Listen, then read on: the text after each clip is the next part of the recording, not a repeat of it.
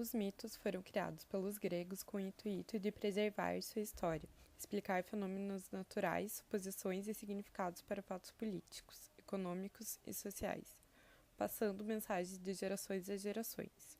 Estes possuem muitos dados artísticos, sendo base para poesia, arte figurativa e literatura, se concretizando pela escrita de uma forma definitiva, tal como Junito Brandão explicou no livro Mitologia Grega.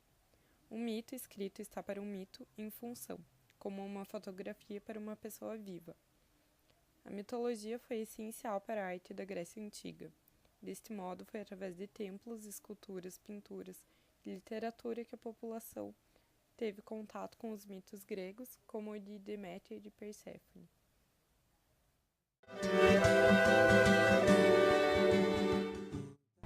Deméter, deusa da fertilidade, mãe de Perséfone, filha de Zeus, pressente o perigo iminente e sai em busca da filha.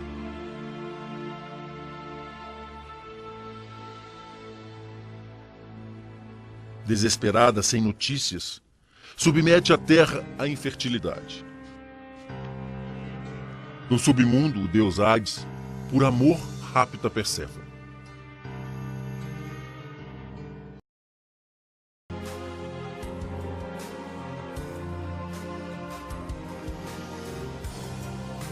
No Olimpo, Zeus recebe um mensageiro anunciando a morte no mundo.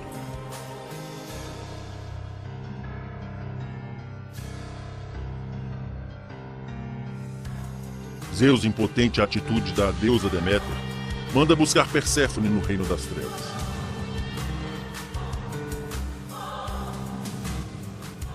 Hades, ao prever as ordens do irmão, oferece a Perséfone a semente da morte, submetendo Perséfone ao submundo pelo resto da vida. Perséfone é levada ao encontro da mãe.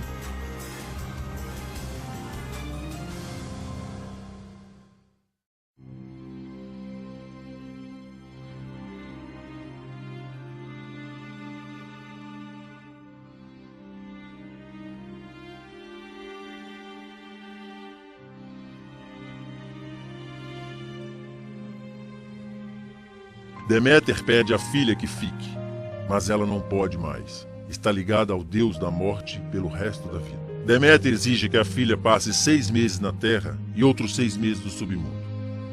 Assim se fez durante a ausência de Perséfone, o outono e o inverno, e com a volta de Perséfone, a primavera e o verão. Assim é a imposição dos deuses sobre a humanidade.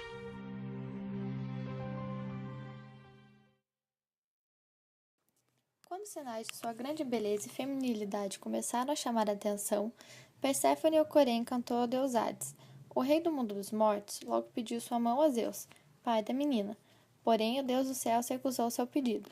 O insistente Hades então a raptou enquanto passeava por um jardim colhendo narcisos. Deméter ficou sem rumo quando perdeu sua filha, e como qualquer outra mãe, sofre ao vê-la sofrer. Sofre ficar longe e não poder ajudá-la. O solo para cultivo é a própria deusa, e por isso a terra sofre as consequências do rapto junto com Deméter.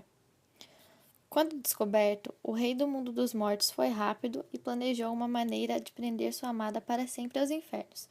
Como quem comesse qualquer alimento do reino de Hades ficava obrigado a retornar, ofereceu a sua amada uma romã, o símbolo do casamento, e ela inocentemente comeu alguns grãos.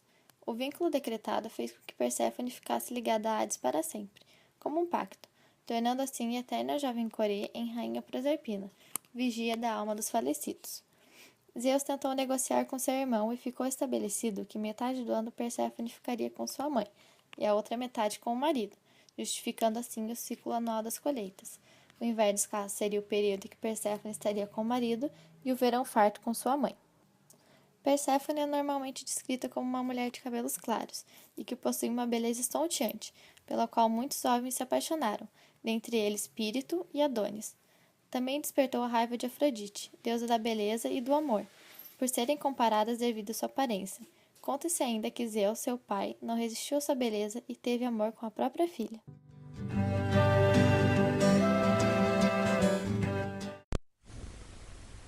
Os mitos, incluindo o de Perséfone, podem ser vistos como a ciência da época.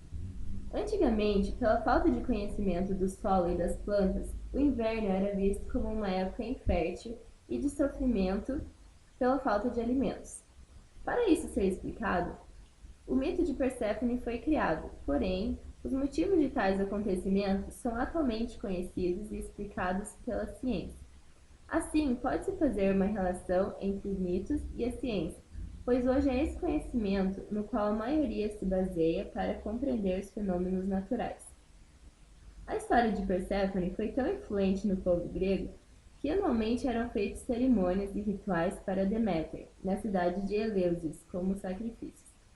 O povo grego acreditava na possibilidade de consequências horríveis acontecerem se a deusa não fosse honrada. Apesar de não tão radical, ainda existem certos tipos de rituais que são feitos para deuses e santos, com a intenção da obtenção de algum benefício, como a Iemanjá. A rainha do mar é agradada com sabonetes, flores, velas e perfumes, pois acreditam no seu poder de levar para o fundo do mar os problemas de quem a mima. No mito de Perséfone também é possível compreender a relação de mãe e filha. A frase tão conhecida, "não há amor maior do que de uma mãe", é demonstrada desde os tempos antigos. A perseverança na busca da sua filha amada Perséfone, o sofrimento de Deméter quando longe dela, as consequências desse sofrimento e a alegria de quando está junto a ela, mostra uma relação saudável entre as duas e exemplifica o fato de que, mesmo separados uma da outra quando o bebê nasce, sempre existirá uma conexão incrível entre mãe e filho. Perséfone e Deméter são figuras extremamente importantes na mitologia grega e estão quase sempre interligadas. A importância é tamanha que na antiguidade eram largamente cultuadas, especialmente na Arcádia, Sicília e Cnidos.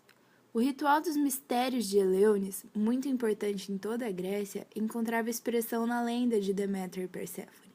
O mito de Eleusis foi tão influente que ainda se encontra vivo hoje nas diversas escolas iniciáticas. O mito, apesar de ter sido criado há muito tempo, pode ser considerado atual. Percebemos que, por mais estranho que pareça, a história de Perséfone se repete e o que muda são somente os personagens. Na história, Hades leva Perséfone para o submundo contra a sua vontade. O tráfico de pessoas, principalmente de mulheres, é extremamente praticado no mundo. Não é à toa que esse tipo de crime movimenta de 7 bilhões a 9 bilhões de dólares, perdendo em lucratividade somente para o tráfico de drogas. Casos como roubos de bebês e recrutamento de mulheres para prostituição em outros países são sempre divulgados em noticiários. Essa realidade no Brasil já tomou tal dimensão que até telenovelas inseriram nos seus roteiros histórias de mulheres sequestradas e bebês roubados, como é o caso de Salve Jorge e Senhora do Destino, respectivamente, da Rede Globo. De acordo com a teoria da psicanalista Susan Furtado, a descida ao inferno está relacionada com um choque de realidade, no qual a pessoa percebe a gravidade de certa circunstância antes de ignorar. A semente de romã representa a ilusão que a vítima alimentava para encobrir a frustração causada pela situação, o que acabava evitando o confrontamento e o resolvimento do conflito. Esse despertar provoca uma postura infantil e uma necessidade de amparo. Aí entra a figura materna, que traz uma ideia de conforto e proteção, amenizando qualquer trauma causado pelo descoberto inconsciente. Porém, para derrotar o mal consequente dessa experiência, é preciso que a pessoa deixe de lado suas ilusões e encare em frente seus traumas e medos inteiramente de modo a superá-los. Assim, o maior domínio da consciência será conquistado e o caminho entre terra e inferno poderá ser frequentado sem prejuízo. Mudaram as estações, nada mudou, mas eu sei que alguma coisa aconteceu. Tá tudo assim, tão diferente. Se lembra quando a gente chegou? Agora eu fiquei doce. Agora eu fiquei doce.